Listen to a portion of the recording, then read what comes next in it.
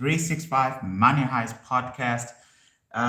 Very, very happy to be with you this morning. Today, ladies and gentlemen, we are reading the last chapter of Happy Money. And oh my goodness, I hope you've been learning as I have been relearning. It's absolutely crucial we understand the neutral energy around money. Yesterday's chapter, Ken was really talking about that you are responsible for the charge of energy you infuse your money with, right? And then he spoke about then how do you get a piece of that happy money? High energy, fast flowing, large mass. We spoke about flow, which means speed, flow, right? The speed at which money comes to you. We also spoke about flow as in income, right? And mass being money. So there were a lot of amazing things covered yesterday. We spoke about the charge of money needs to be positive, positively applied, with money coming in and money going out. It was very clear about that the level associated with money, right? When you include that positivity into it, your personality, Arigato, which is Japanese for thank you, your state of continuous harmoniousness, right? With that, the all thinking substance from book number 1, he explained that is actually a universal law. And I always say that when these authors talk about universal laws, it's a big deal. In fact, there's a book called the Humanetics. Humanetics is a very short book, very complicated short book, but it's got all the universal laws in there, right? If something that people want to do in the podcast, you'll have to let me know. Right, so today we're gonna finish the book, Chapter 5. We are filming episode 30, shake my hand. Episode 30, and the Chapter 5, is the future of money. The future of money. And then tomorrow, we'll back at it again with a whole new book, which is absolutely amazing. But there we go, Chapter 5, the future of money, looking at happy money. Right, the future of money. In this chapter, I want to explore the future of money. Not just the future of your money, but the future of money's role in our world. As our world changes, so will our lives. The changes on the horizon are so amazing. They will no doubt defy the limits of our imaginations, but at the same time, they have the potential to cause a lot of emotional chaos. We also have to be realistic. The future holds some real changes. In 30 years, there will likely be 10 billion people on Earth, and the demand for food is projected to increase by 70%.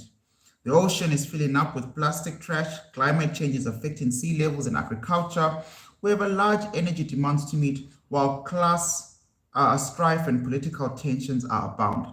Although we have our challenges, would you consider for a moment the world that we have inherited and the improvements we've made over the past 2 centuries? Many people live to be 80 years or older. Infections that used to be life-threatening have largely been eradicated or contained. Probably wrote this before COVID. But anyways, yeah. In most parts of the world, the developed world, water isn't contaminated with cholera and parasites. The majority of countries live peacefully. We are currently in the midst of a war. We are not currently in the midst of a war, and while war does exist and the potential for war is real in certain parts of the world, most countries rely on diplomacy to work out their differences. Advances in engineering and architecture have offered us homes and businesses that are all climate controlled. Many of us in the developed world rarely have to suffer from harsh elements. We are also using power more wisely and relying less and less on fossil fuels. And with all the advances in technology, we have more time than ever to spend entertaining ourselves and interacting with people outside our physical locations. Information that could have been taken a considerable amount of time and energy to gather in the past now is literally at our fingertips in only seconds. We also have seemingly endless ways to pursue beauty, truth, meaning, and happiness. Perhaps we live in a moment of too many revolutions.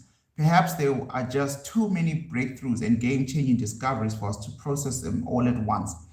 Perhaps all of this change we're facing a different, though no less profound crisis, an existential one.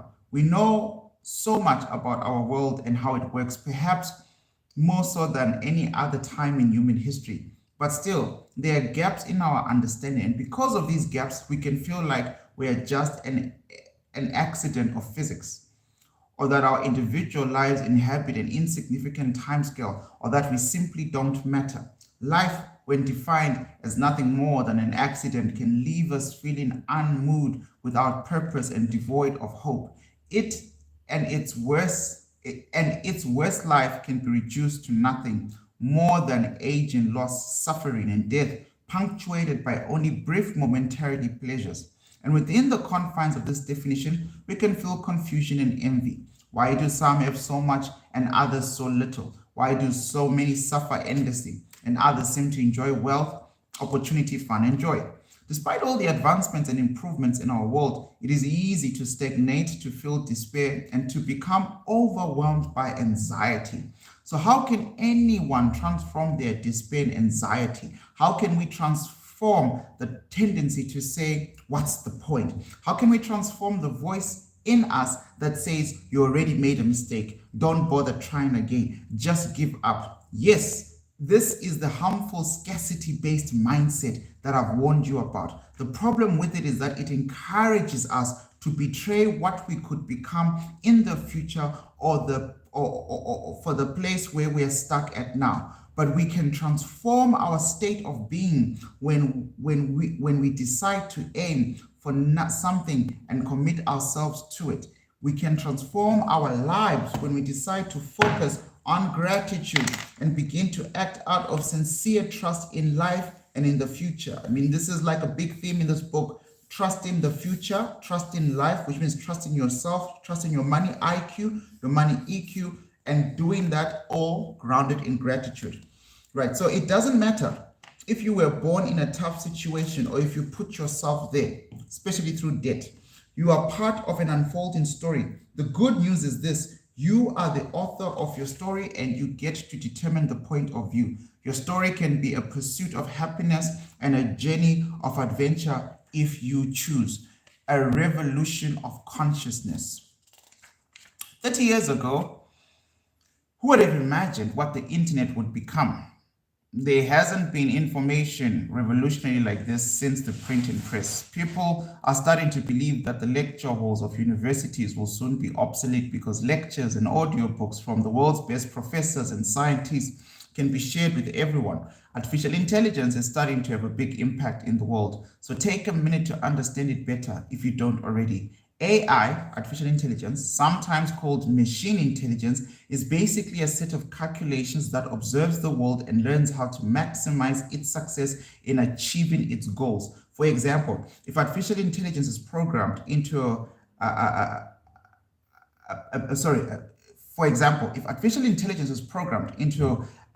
a bipedal robot trying to walk across a balance beam, the AI uses data gathered from previous failures, as well as details about its surrounding environment to make self-correcting adjustments so that it can successfully cross the beam. The machine has the capacity to learn and adapt.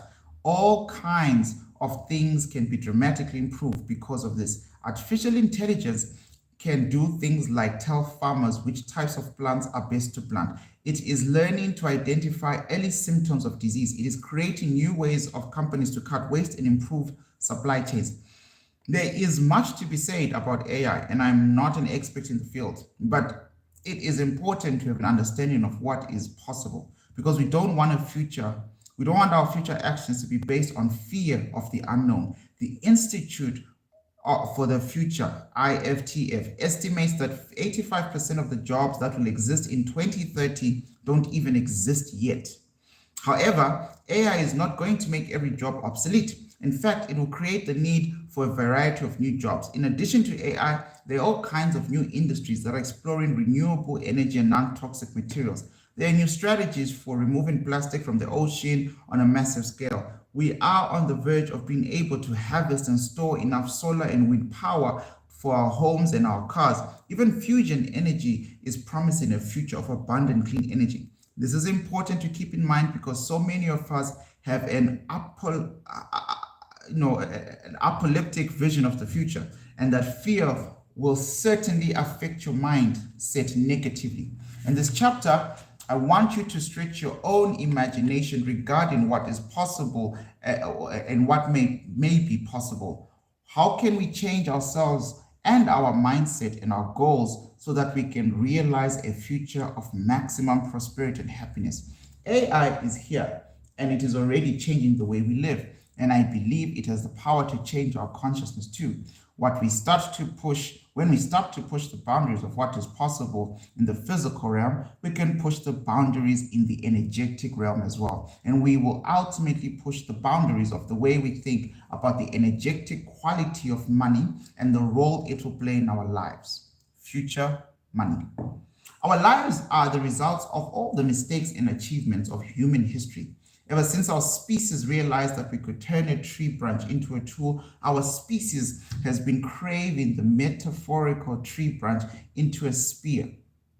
The metaphorical tree branch into a spear. And today, we are very, very fine-pointed spear. We have a very, very fine-pointed spear. But how do we use it for the ultimate good? Well, you first have to aim at something. What you aim at determines how the world unfolds before you. There is a lot of liberation in the truth. I think about it. If you decided to turn your gaze towards something, your reality becomes what you're looking at. Therefore, aim at the best thing that you can think of. It isn't only a matter of natural abilities or what tools we hold, because they are all important variable. The all important variable is what we decide to aim at, right? And you'll hear Napoleon Hill, when we start to look at his work, he talks about a chief aim, a definite purpose, right? We've already covered that a little bit in Science of Getting Rich. You must have something that you're absolutely aiming for, right?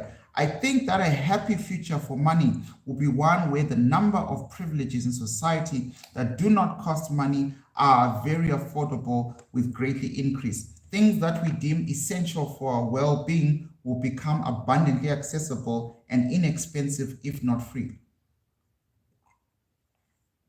Right, so if you ask me what my political views are, I believe in free education. He talks about it here. So one of those would be something that needs to be abundantly accessible and inexpensive, if not free: education, communication, energy quality of food, and all kinds of opportunities won't be primarily based on the accumulation of money.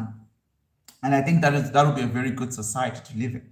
Now, this is already demonstrated in the sharing economy. People are learning how to put things to greater use and how to share the gains.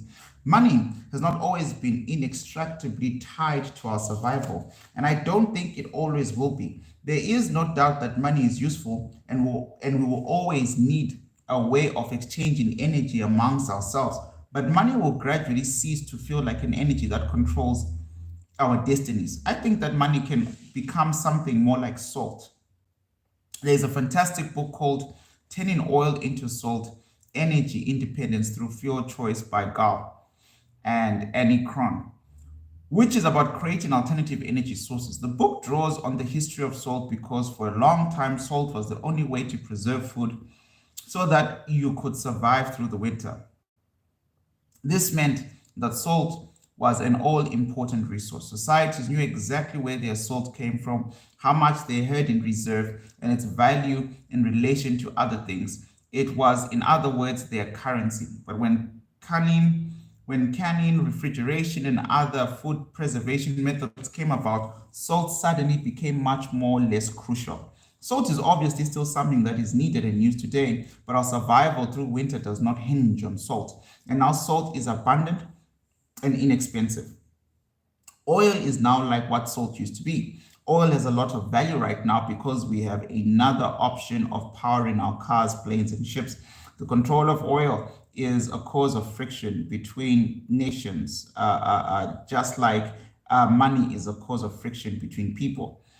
But slowly we are finding alternatives to the gasoline-fueled engine, and eventually oil will go away, like salt. Okay, that's his opinion. I don't know. Well, yeah. I mean, he's right, but it's going to take a long time, a very long time. We'll still use it for some things, but it will be abundant and inexpensive. I think money will eventually go the way that oil is destined to go. The point is not that we'll live in a world free of money. We will live in a world free of fear of lack of money. That is the key difference. We'll finally be getting to a point in our collective consciousness when we are no longer linking money with freedom. We no longer need money to feel happy and safe and free. We know this because we know that happiness, security, and personal autonomy is an inside job. Happiness, security, personal autonomy is an inside job. And all that it requires is that we are present, that we be engaged in the moment, and that we use our time and talents to do what we love. Two very different outlooks toward money in the future. When you're in your consciousness and development will affect your outlook on the future of money, it may be a very pessimistic outlook or a very bright one. This is how I see the two. The optimistic, abundant mindset sees all the jobs of the future: research, engineering, art, design, entertainment, food and nutrition, healthcare, space technology, waste management, renewable energies, and all the things that have to do with AI. Not only will all these jobs continue to be needed, but their fields will expand with new leaps in technology. And even as more jobs are replaced with autonomous machines, many things will still require a human touch, and people will continue to value human design and craftsmanship. Education will become more and more accessible in the sense that anyone can get resources for higher level education on the internet. It is just a matter of organizing new systems. And while it's true that drivers, factory workers, field laborers, accountants, and other forms of middle management in white-collar industries will be reduced to algorithms, sensors, and robots, in this optimistic version of the future, our response to these changes will be one of excitement, gratitude, love, and a sense of adventure. The pessimistic or scarcity mindset, on the other hand, sees a future of class struggle in which the wealthy feel the need to hoard their money and invest only in things that serve their narrow interests. While the middle and working class feel resentment, and of course this ill will becomes a barrier, right, to their own creativity, productivity, upward mobility, and happiness. This mindset says we are doomed. It blames AI and technology. I know you guys heard the debate around the fourth industrial revolution, right? So stuff like this. And I don't know if you guys have seen Elon Musk's latest video, him criticizing MetaMask. So he wants to create something even more deeper. So MetaMask with the goggles, the VR stuff, he probably is talking about the brain chip stimulation scenario. Right, but yeah, the mindset says we are doomed. It blames AI and technology for all the world's problems. It is totally fear-based and argues that AI is going to make a huge percentage of the jobs we take for granted today obsolete. This mindset believes that AI-centric world will result in a cold and unfriendly society where corporate interest desires to make a buck outweigh the individual basic rights and needs. You don't have to imagine this type of future mindset. So many people today already believe this myth of division and unfairness. So many already feel slighted and forgotten. Fear dominates our news headlines and most of the political rhetoric around the globe, only deepening the divide between rich and poor. The rich constantly feel like their money is taken away to help others, and the poor feel like they are taken advantage of by the rich. No one is happy and everyone is afraid. But it doesn't have to be this way. You can choose your future. I think that will likely end up somewhere in the middle, somewhere between optimistic and pessimistic outlooks of the future. There's constant tension between the two mindsets, and that is why we have a mixed outcome in the world that we see today. But just as we looked at the total of the positive and negative outcomes in civilization, we can clearly see that our well-being has been improving on the whole, and even exponentially as time goes on. All the things that have happened have been a result of decisions made by people just like you. We really do have the power to choose, how we will enter the future. In terms of your personal money, you have the power to choose how you relate to it. You can have a lot or little. You can have a happy flow or an unhappy flow. You can make the people around you happy with your money or use money to make people feel slightly miserable. You can choose to take a risk to set your aim towards your favorite things, or you can choose to try to avoid risk to stay safe. Too clingy to what you have and what you know. But whichever outlook you choose, you will find it reflected back to you. Therefore, it is up to you.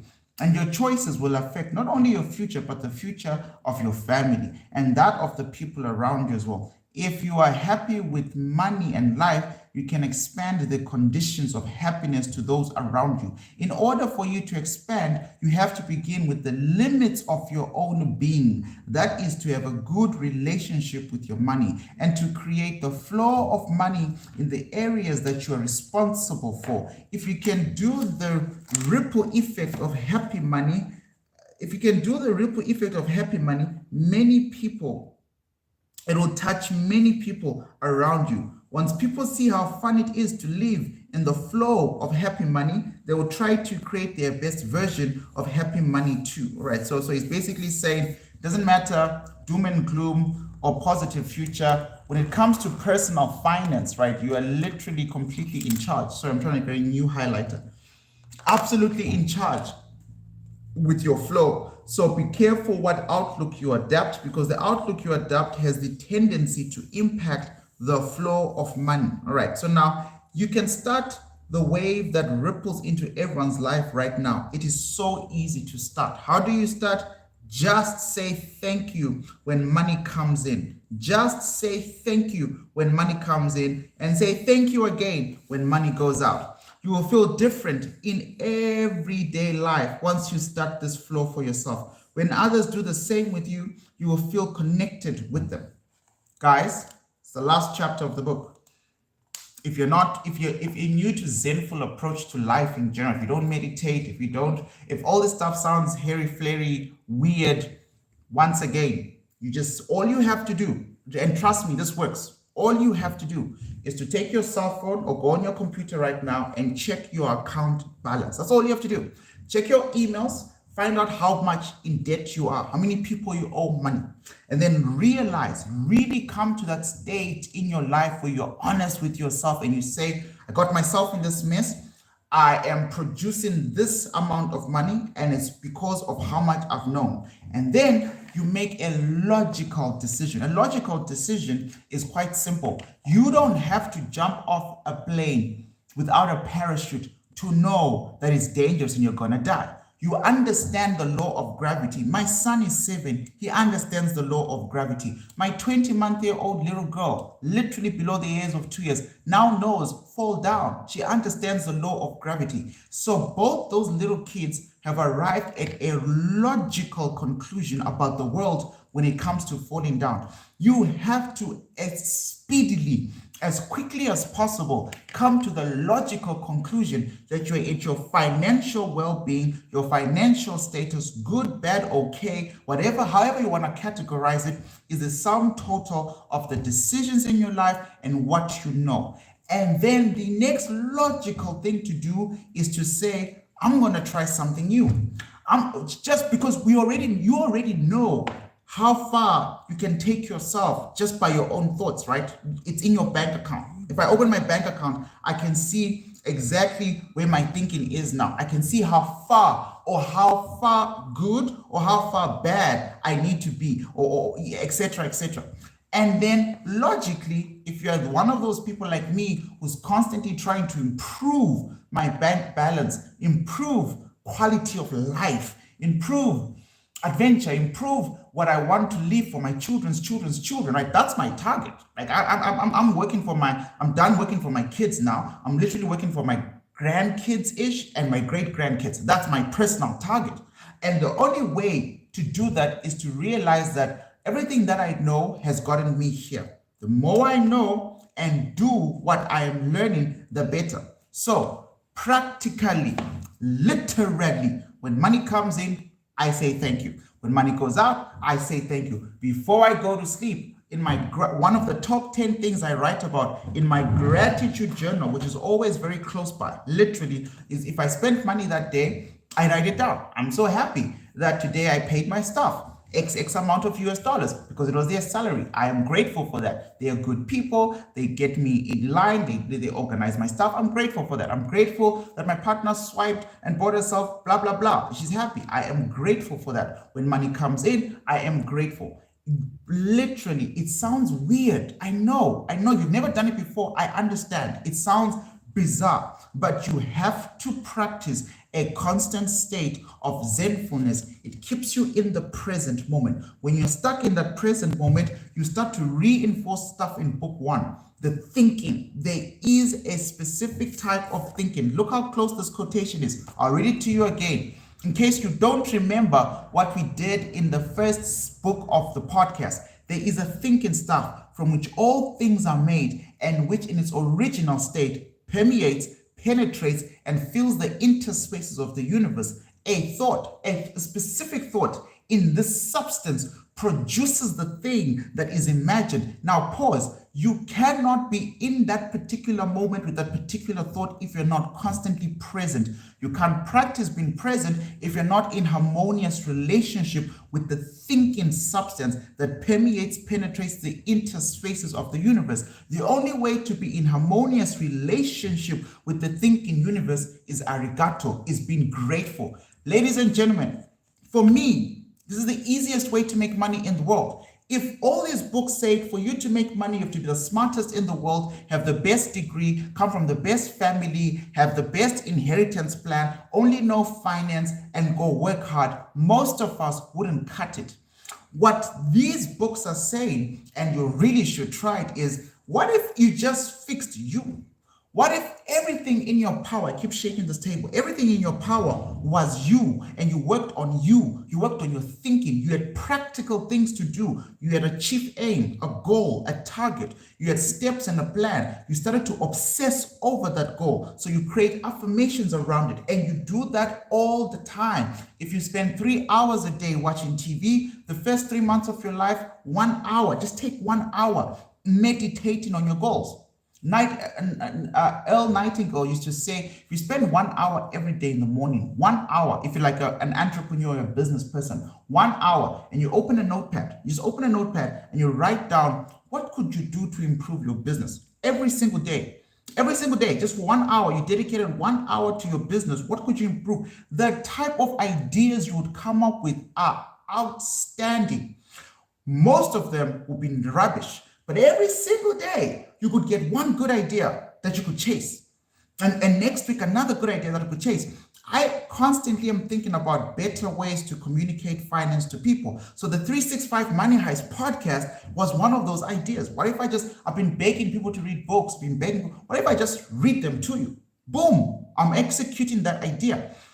As I finish the quotation, man can form things in his thoughts by impressing his thought upon the formless substance and can use the thing he thinks about to be created.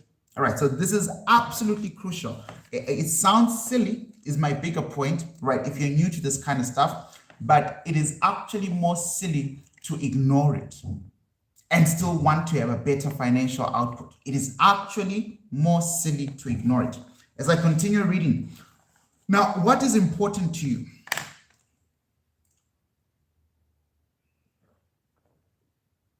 When I ask this question, most of us will firmly say family and friends, and those are good answers. But let me ask you the question again, a little different this time. What would someone watching you say is important to you based on the way you act in your daily life? We all talk about some lofty values, but our real values show themselves in the way we act every day. Where and how you spend your time and energy is what is important to you. So now I ask you again, what is important to you? Maybe it's time to reconsider what is really important to you. This is a great first step for joining the flow of happy money. People who are clear about their values, who know what they are thankful for, and that in turn serves as a guiding force through all their life, through what life can throw at you. So I'll read that again. People who are clear about their values, know what they are thankful for, and that in turn serves as a guiding force through all of what life can throw at you. You might have heard advice like always work hard with a smile, even if it's for a low wage, and you don't have to love it because you never know who is watching. People get recognized for their talent and passion all the time. Yet I think this sort of message that a lot of people become tired of hearing because so many people never get that lucky chance, even though they feel like they are working so hard. And I'll let you in on a little secret. It isn't chance that gets you closer to the things you want. Rather, it's intentional gratitude. It is not chance that gets you close to what you want. Rather, it is intentional gratitude.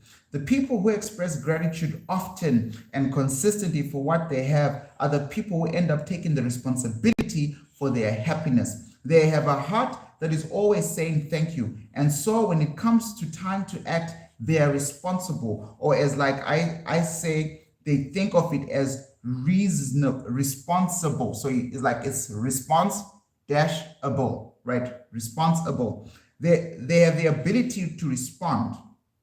They can navigate through the negative times of suffering, and they can also really enjoy the good times. They're able to be honest with themselves and others because they aren't hiding anything. They do their jobs with sincerity because they are actually sincere. A person like that is destined to create opportunities in their life. It is just a matter of time, and the way it happens is not up to chance. It is not up to someone else. It is simply one's own responsibility to be grateful for what they have. It is simply one's own responsibility to be grateful for what they have and be able to seize the opportunities as they arise. When you are mired in self-pity, or you believe you have no responsibility for your own success, that it is up to chance or someone discovering you, then you are destined to be unhappy. Without gratitude, happiness is all but impossible. The emotional state of the future depends on the willingness to inherit the abundance available to us and the willingness to take responsibility for the challenges. If we do this, our world will become charged with positive energy, so will our money. Happy money will change your family. It is one thing to be at peace with yourself about money, which in itself isn't always such an easy thing to do. But as we have been discussing, expressing gratitude and being in the present moment create the conditions of happy money, still, life isn't lived solo. You have a family or a partner, and they have emotions toward money too. They are playing their own money game. As most of us know, our different ideas about money can collide, usually without distressing consequences. What I've learned over the years of counseling families about money is that honesty is the absolute priority for creating a happy money within the home. Right. Parents usually hide their financial situation from kids and just tell them something like, when you're older, you'll understand how hard life is. Right. The problem with that is that it prolongs the immaturity of their children. If you treat children as if they're naive, they'll continue to be naive children and will always be asking why they can't do this or have that. Everything will be unfair to them. But if you treat your children like adults, they'll respond to that. If you tell them more about money, what it takes for you to make it, what kind of bills you have, how you're planning to spend and save, they'll gradually start to relate to you. They'll start to act like adults who are responsible for their family situation. The families I have seen that are the happiest are very transparent about money and other things too with their children. The same goes for the relationship between couples. Even though members of a couple are both adults, sometimes one partner will treat the other like a child who doesn't need to know or doesn't have the capacity to understand their financial situation. Or maybe they aren't transparent because they fear having a fight. Maybe they are trying to cover their mistakes. That is why honesty is just so incredibly important. The flow of happy money can cross generations. We are used to the myths of scarcity and the winner takes all mentality, that when we experience a true act of generosity, it can really stick with us. It is so special that it has the power to change a life. Even the word arigato in Japanese literally means difficult to be. And so when we say arigato to someone, we are complimenting them for making such a difficult and special gesture. Once I heard a story of a man whose grandfather was a very successful businessman. He was generous, and people whom he touched respected and loved him.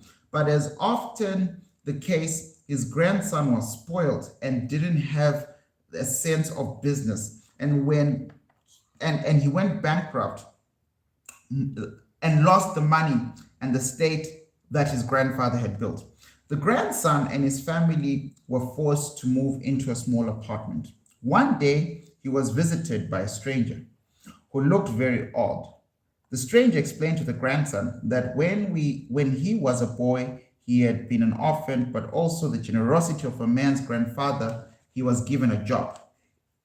He was recalled being given a sukiyaki, a traditional Japanese dinner served in a hot pot at the grandfather's home. It always made the stranger smile to think of a warm, delicious meal, not to mention the friendship and the generosity shown to him by the man's grandfather. Your grandfather was always kind to me. He taught me everything about business and life. Consequently, I owe all the success I have enjoyed in life due to your grandfather. The grandson was taken aback. So what business do you have with me? He asked. The stranger explained, I heard about your financial situation. I searched for you, and I did like to give you this gesture of my appreciation for all the kindness your grandfather showed me. The stranger proceeded to hand him a big package, which included a sukiyaki set for his family.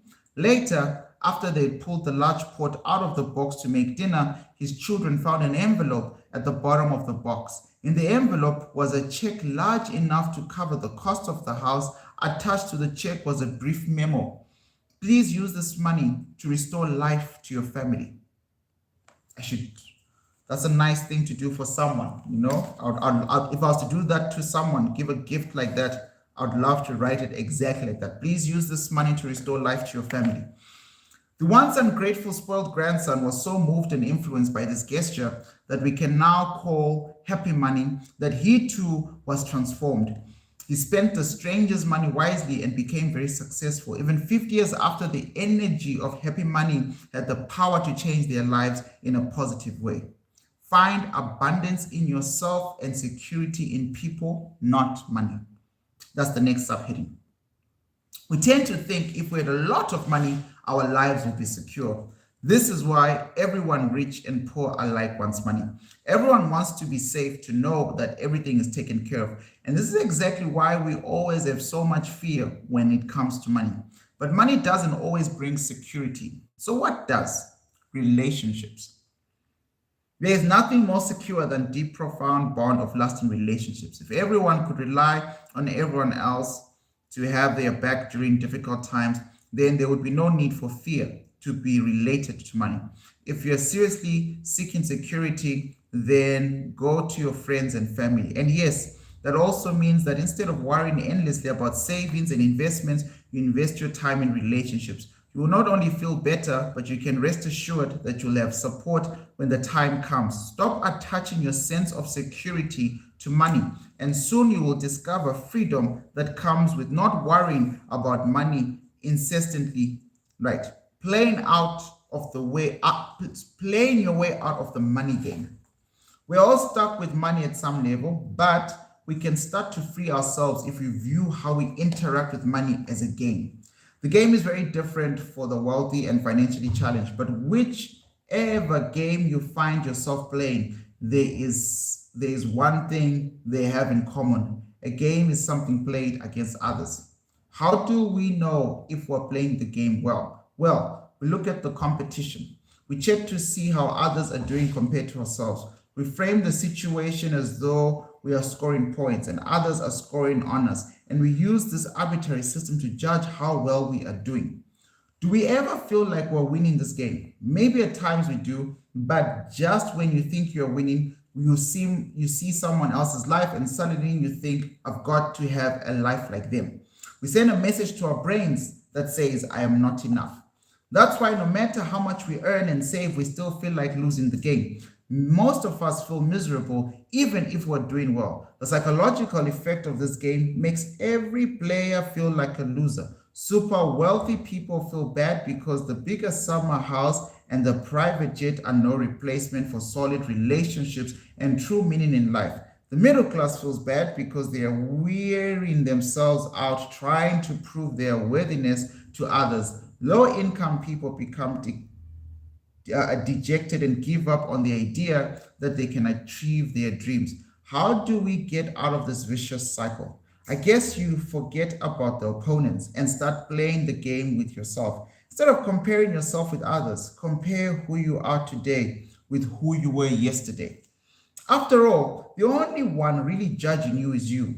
It may feel as though other people are judging you, and maybe they are, but I found that this is not the case, and often as we think, you might be surprised at how many people are actually jealous of something about you. I have many opportunities to meet very wealthy people, and one question I always like to ask them, when did you feel you were wealthy? I expected they would respond when I earned my first $1 million or $5 million or $10 million or maybe $100 million. But their answer is always the same. I don't think I'm wealthy. They may follow with something like, my friend has a private jet, but I can't afford one. Even if the wealthy person owns a major company, more houses and family members to live in them, and more money they would need to survive several lifetimes, they still don't feel wealthy. Since you can't control who has more than you do, it makes sense to find another way to determine when you finally have enough for, or when you can call yourself wealthy. And the best way to do that is to play the money game with yourself. The money game, as it's currently set up, is designed to make you compare yourself with others and therefore want more and more, even though you don't need it. Since this is a global phenomenon, it is hard to escape. If you try to get out of that game, then there is pressure to come back into to live like everybody else does. Once you leave the game, you feel very different. You may work at the same place and make the same amount of money, but you will be happier because you no longer need to live up to other people's expectations. You willfully decide on the set of rules of engagement of the game. It is no longer about acquiring more property or having more stuff or doing more than your opponents. Instead, you choose what makes you feel like a winner. A job you love, it can be a job you already have, or switching careers to better match your abilities and talents. Or perhaps money isn't your only yardstick of winning. Perhaps instead it is more time to spend with friends and family, or more flexibility to pursue hobbies and interests, to do whatever it is that brings you happiness and joy. You can even see this time as an opportunity to discover the talents and gifts hidden within you. Ask yourself, what excites me? What do I really do well? I know if you do something you're excited about and you do it well, you will eventually attract all the money your clients will ever need. But that is not to say it's going to be easy or that you don't need to learn the basics about money. Earning enough, saving just enough, and spending enough too. If you do this, I can assure you, I have seen in the future countless of times that you'll be financially free in a 3 to 7 year time frame. Anyone can do it if he or she is committed to doing it. Once again, ask yourself, what excites me? What do I do really well? I know that if you do something you're excited about and you do it well, you will eventually attract all the money and all the clients you ever needed. By helping people, they gain a deep sense of connection and happiness. This is a triple effect of happiness. You don't have to become a millionaire to start the flow of happy money. Imagine the kind of world we could create if the majority of people decided, right, to be free themselves from the money game and think of the possibilities. Here's what I think could happen if we all start tapping into and contributing to the flow of happy money. Wealthy people will share big portions of what they have with less fortunate people. Middle class people will take more risk and start doing what they love. People with financial difficulties will feel more secure and find more hope for the future and benefit from the support of the wealthier classes. As a result, there will be less fighting in families, less crime, and dare I say, more peace in society too. If we free ourselves from fear-based and negative thought cycles and instead become more present and do more of what makes us feel happy, we will undoubtedly create an atmosphere in which we can all support and encourage one another. You can start over every day. When you are totally connected to the present and living by your own rules, you can start over anytime you want. You don't have to let the troubles or failures of the past paralyze you in the present. You create your own terms. If not, you will be constantly controlled by conventional wisdom. Those money myths that tell you that you aren't enough. You don't have to save and spend money like other people do. You don't have to feel embarrassed about getting new things or buying the latest model of everything. You can wear the same t-shirt or fleece every day and feel perfectly fine. You don't need material things to judge how good you are. You know that you're good. You decided how much you actually needed to make and save. You don't spend your energy on things that don't contribute to your own idea of success. If you can find happiness in your own unique lifestyle, that is the sign that you are moving out of the money game. There are no right answers. You can find your state of happiness in simplicity and minimalism. Or if making a lot of money and creating a big flow is your preference, go for it. Only you can say what is right for you. So create your rules and stick with them.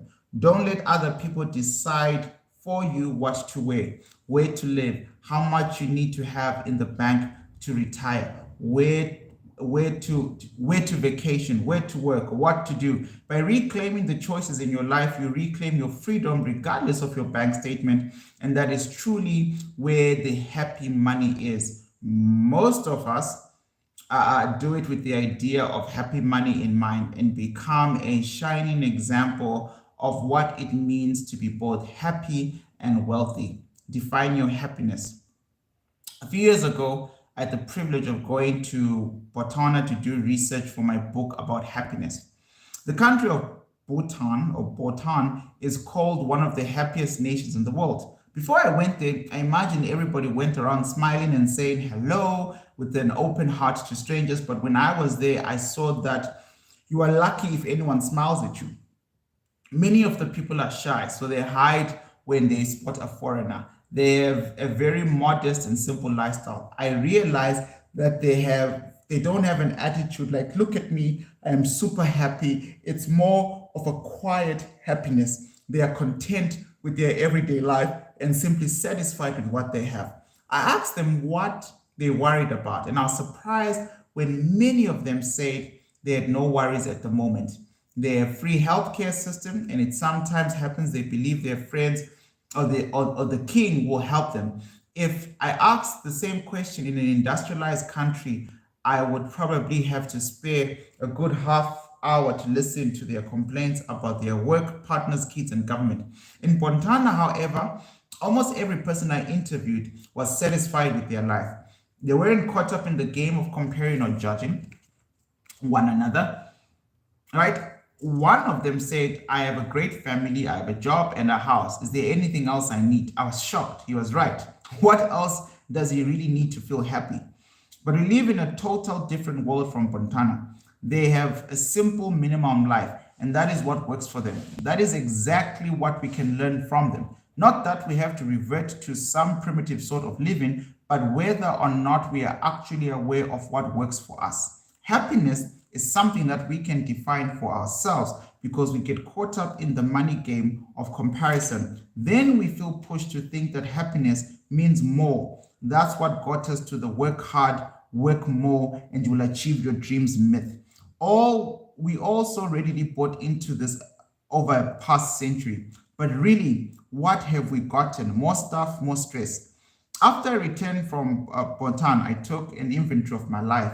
We have so much more than they have, I thought. but are we happier?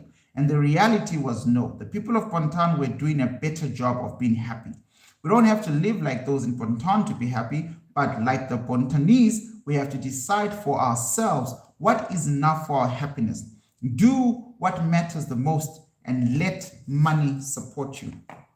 As I approach the end of this book, I want to say this to you. You have the freedom to choose your life. You can do whatever you want. Don't let money stop you. We are afraid of so many things. We think it's about money. People and money work people, but it's really about us and fear of future. We should not be fooled by anxiety and fear. Whatever we fear usually doesn't become a reality, and yet we waste so much of our energy worrying. It is such a waste of our time, potential talents and potential. Take a risk when you feel like you're being called to do so. It is usually the right direction, and it lifts you to your next level. Just quickly need to highlight a couple of things. Oh man, it's the end of the book, guys. Literally just 2 pages away.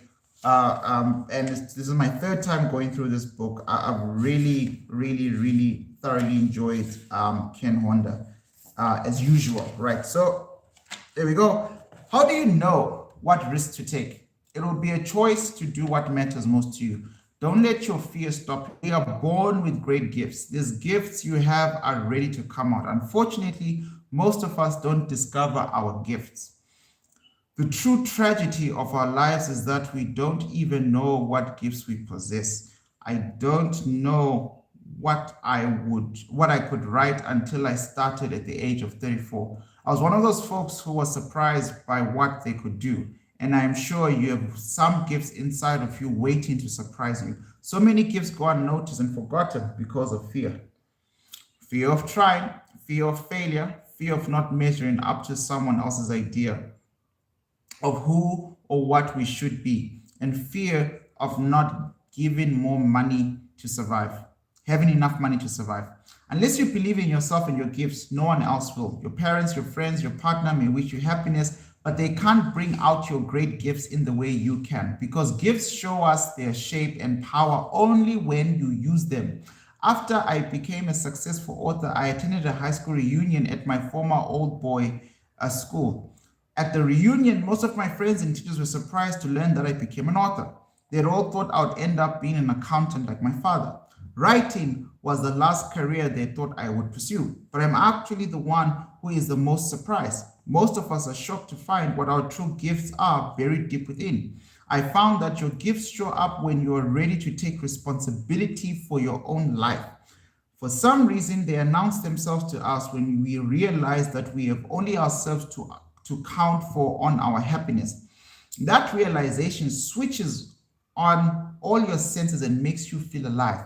But it is not enough to just discover the gift. You have to put that gift to action. You have to get serious about improving your gifts. If you want your gifts to create value for others and make money, then you have to put the time to excel and ultimately sell your services, right? Very important. Don't get stuck on the gift part. Polish the gift, sell the gift in line with providing happiness for others. 18 years ago, I had a dream about my daughter that woke me up to the importance of using my gifts. In my dream, my young daughter appeared to me asking me why I wasn't doing anything to change the world. I made excuses like, look, I am a nobody, I'm not a politician or a professor, I don't know about all these complicated world issues, I can't change the world. And in the dream, I saw her eyes narrow in disappointment. That was the last thing I saw before I woke up.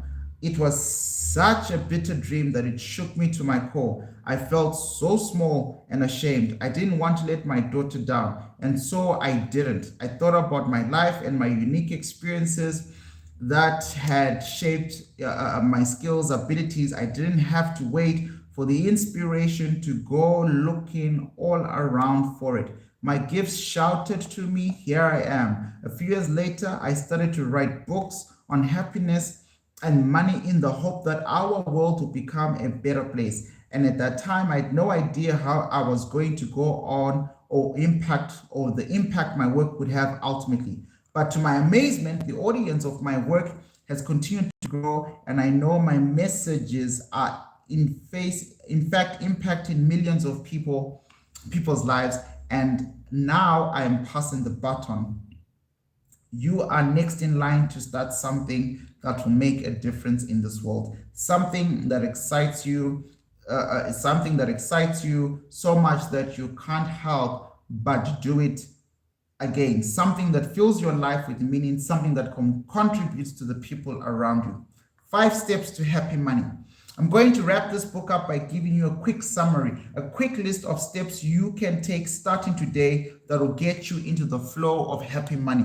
Number 1, shift out of the scarcity mindset. Number 1, shift out of the scarcity mindset. Shift out of the scarcity mindset, the thinking stuff. Change how you think. Shift out of that. Each person that has the ability to choose what kind of mindset, money mindset they want to live with. That is why the first step to happy money is to get yourself into an abundant mindset. Until you have been taught to believe that, until now, you've been taught to believe that money is scarce and that we have to get it before someone else does. We have to become a culture that is obsessed with money. We are so focused on the amount of money that we do or don't have that it cuts off our potential for a great life. Why? Because we are automatically assumed that we won't be able to make a living if we take a risk and go for what we really want. The concept that there is not enough money in the world makes us feel small and less generous. Don't let your mindset limit your life's potential. If you have an abundant mindset, you start seeing new possibilities, you become more creative, you become more capable of responding to difficulties in life. You free yourself to create your own destiny. Number 2, forgive and heal your money wounds. Forgive and heal your money wounds. Forgive the fact that you didn't know better. Forgive the fact that you fell into debt. Forgive the fact that as a family member, whether you're responsible over your family or part of a family, you once got evicted. Forgive the fact that at certain points in your children's life, you couldn't give them everything that you wanted them to have. Forgive and heal your money wounds. That's my message to you. But let's read what he says. We know that our attitudes about money are mostly inherited. We've proven that. Yeah, that's true. And the people whom we inherit those ideas from also inherited theirs.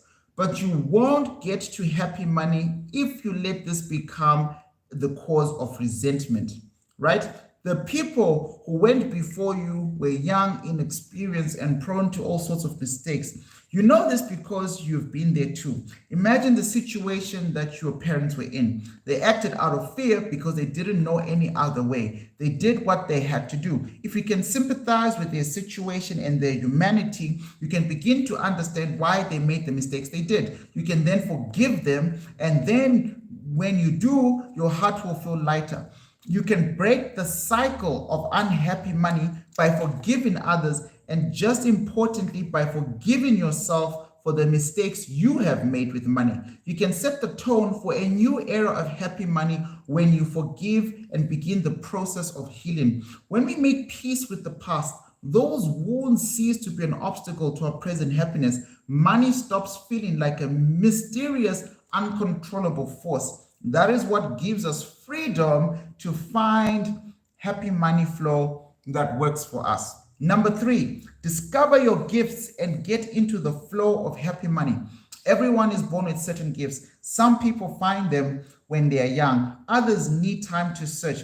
Uncovering your talents and finding what brings you joy is one of the most important things in life. If you are no longer burdened by the past, you will be surprised how quickly your talents will be revealed to you. When you make an inventory of your life, all the dots begin to connect. Getting into a state of flow will become second nature. Difficult and struggles will transform into fun and adventure right before your eyes. When you start sharing your gifts with the world, you kickstart the flow of happy money. Knowing who you are and where you feel most alive is what creates groundwork for trust, because you have nothing to hide. The more you develop your gifts, the more you share your gifts, the more happy money will attract. People are successful in all kinds of fields and credit their success to the love of what they do. It's kind of like exactly how I feel about the financial markets, trading, and coaching people on how to trade properly. Number 4, trust life. Trust is a major part of a happy state of being. Once you can trust in yourself and in those around you, life gets much easier. Those everyday anxieties about the future fade away. When everyone is looking out at each other with hearts and minds of abundance, we all become free to share and receive all the great things that money can do. There is no fear of what might happen in the future, because we know that we can count on people that can count on us. Trust and fear cannot coexist. It is one or the other. Trust makes us more active, creative, and free, whereas fear stifles our actions and counters our intentions and creates resentment. When we trust, we are free from expectations. Risk no longer feels like risk. Almost all the things that we are worried would turn out terribly actually turn out to be some of the most positive things in our lives. The bad things that have happened to us end up working in our favor. We know that everything that happens, positive or negative, will end up working out to support our lives in its own unique way. This is what frees us from paralyzing anxiety or judging things in our lives as good and bad. That is why trusting people are more passionate and successful. When we trust, we were able to become our authentic selves. Number 5, saying arigato all the time. A world of happy money looks like a world in which everyone is continually expressing a deep appreciation for energy that flows through their lives. An unwillingness to give and receive rather than to keep a tight clutch on what we have. Is what creates the conditions of happy money. The positive energy of gratitude works for us and invites more money into our lives. The positive energy of gratitude works for us and invites more money in our lives. There are two kinds of people: those who outwardly appreciate, those who always find something to blame or complain about. Which do you think is a more magnetic personality, right? We spoke about personality yesterday. People who appreciate life are more likely, more approachable, and more attractive. As a result, they invite all kinds of opportunities into their lives. We know that there will be times when things don't exactly go as we plan, but a heart that says arigato in the face of all it gives as an inner resolve that navigates us through all kinds of rough waters. So take every chance you get to show gratitude, show appreciation for yourself. If you live in the flow of gratitude, your life will be full of unexpected miracles. When you are in this kind of flow with your inner self and with those around us, we live with happy money. Your life is made up of experiences. When you're about to die, you won't be worrying about how much money you made or how much you have in the bank. You will remember that all the people you love, and all the things you did, with any luck, you'll be surrounded by those who loved you most, and the time comes for you to depart this earth. So your life is made up of these experiences. The moral of the story: what you own isn't the most important thing in your life. People are. You are. So focus on your life, what makes you feel most alive while you're here, and create as many wonderful memories as you can. Spend your time, your money, your energy, your happy money tokens on the people who matter most to you, the people you love and appreciate. Be mindful of what you spend your money on. Is it where your love is? Is it where your trust is? Best, happiest self is? chances are you may not need a lot of money to make memories with your loved ones. Be creative. Whatever you're doing, whatever you're going to do, open to many possibilities. Opportunities open up when you're creative. When you take a risk, feel appreciative, hopeful, and abundant, and are open to receiving. My hope is that if you treat yourself, your loved ones, with gratitude, kindness, life will treat you in kind. I pray for your peace, happiness, and prosperity. This is my prayer for you. May all the blessings and happy money come to you. May all the blessings and happy money come to you. And finally, arigato, thank you. Ladies and gentlemen, that is the end of this amazing book, Happy Money.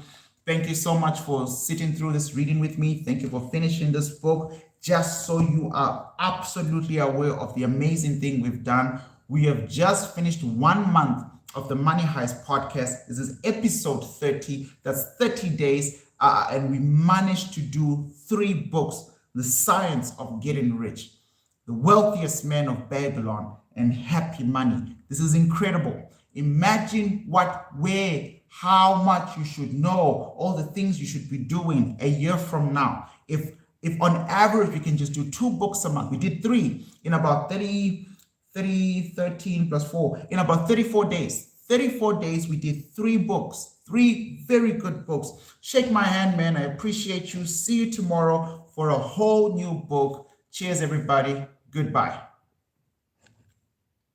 That was good.